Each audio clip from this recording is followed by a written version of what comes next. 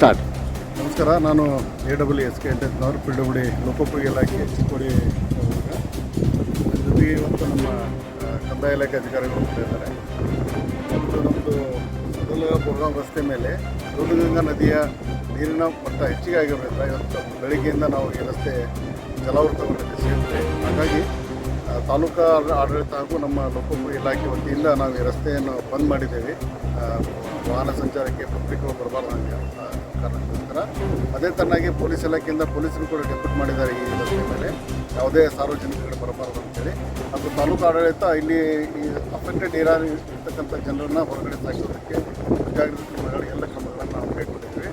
ನಾವು ಈ ಪ್ರವಾಹವನ್ನು ಎದುರಿಸಲು ನಾವು ತಾಲೂಕು ಆಡಳಿತ ಹಾಗೂ ನಮ್ಮ ಲೋಕೋಪಯೋಗಿ ಇಲಾಖೆ ಎಲ್ಲರೂ ನಾವು ಸನ್ನದ್ಧರಾಗಿದ್ದೀವಿ.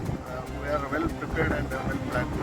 ಯಾವುದೇ ಥರದ ಹಾನಿಗಳು ಆಗದಂತೆ ನೋಡ್ಕೊಳ್ಳೋದಕ್ಕೆ ನಾವು ಸನ್ನದ್ಧರಾಗಿರೋಂಥ ಈ ಮೂಲಕ ಹೇಳೋದಕ್ಕೆ ಇಷ್ಟಪಡ್ತೀವಿ.